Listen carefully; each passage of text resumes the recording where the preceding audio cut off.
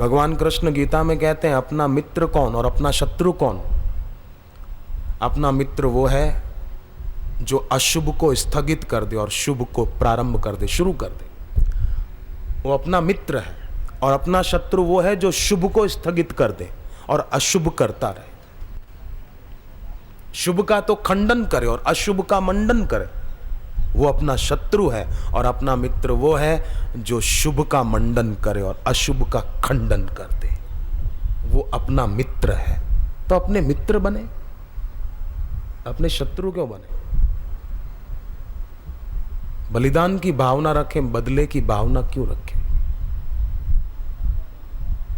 पति पत्नी गए आगरा, देखा ताजमहल, पत्नी ने कहा देखो, देखा एक वो भी था, पत्नी की याद में एक आलीशान महल बना के गया, आप क्या करोगे मेरे लिए?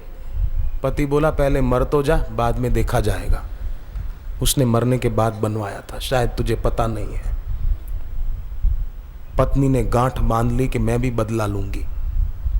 थोड़े दिनों के बाद वो कहीं और कर्नाटक की तरफ कहीं घूमने गए, तो वहां एक शहर में उनकी नजर पड़ी, एक क्रॉस था, उस पे जीसस की, ईसा की मूर्ति बनी हुई थी, लटके हुए ईसा मसीह। तो पत्नी ने ईसा की मूर्ति के पैर छुए, तो पति ने कहा तू इसके पैर छूती है, कभी मेरे पैर छुए तूने? तो पत्नी बोली पहले इसकी तरह लटक जाओ फिर छू लूंगे। बदला बदला बदला, बदले की भावना नहीं, बलिदान होना चाहिए। कोई बात नहीं, आपने किया पर हम नहीं करेंगे। हो सभी का भला, ये करो कामना सबका भला हो।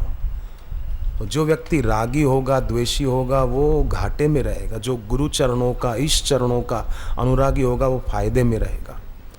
तो राग से होने वाली हानियां, हर पल डर बना रहेगा, भयंकर दुख होगा, और मौत जब होगी तो बड़ी दर्दनाक मौत होगी रागी व्यक्ति की। कैसे? क्योंकि मरते समय रागास्पद व्यक्ति का चिंतन होगा और चित्त वहां चला जाएगा तो मरण बिगड़ जाएगा। मरण बिगड़ जाएगा तो अगला जन्म बिगड़ जाएगा, सद्गति नहीं होगी, प्रेत बनेगा, प्रेत मरने के बाद। रागी व्यक्ति, द्वेष से होने वाली हानियां सुनिए। जिसके मन में द्वेष होता है किसी के लिए, उसको पहला घाटा होता है मानसिक रोग, मानसिक विकृति। दूसरा घाटा उसको होगा शारीरिक रोग, क्योंकि मन की आधि से तन की व्याधि बढ़ती है। हाई बीपी, लो बीपी, ये सब मानसिक रोग ही है ना एक प्रकार से। मानसिक रोग, शारीरिक रोग, शरीर की रक्षा सेना ही कमजोर हो जाती है, श्वेत कणों की संख्या कम होगी। तीसरा घाटा मन में किसी के प्रति द्वेष, ईर्ष्या रखने का, शीघ्र मृत्यु। कैसे? देखो, शांत दशा में लोग 21,600 श्वास लेते हैं एक दिन में, परंतु जो द्वेषी होता है, जहरी और वैरी होता है, झगड़ालू होता है, द्वेष से सांसों का खर्च बढ़ जाता है और कम समय में ज्यादा प्राण शक्ति खर्च होती है। इसलिए राम जी भी जटायु को कहते हैं द्वेष मत रखना। चौथा घाटा द्वेष के कारण दुर्गति होती है। मन में किसी के लिए द्वेष लेकर मरेगा तो प्रेत बनेगा, दुर्गति होगी। राम जी ने कहा जटायु को तुम मर रहे हो, शरीर छोड़ रहे हो, रावण के लिए द्वेष मत रखना।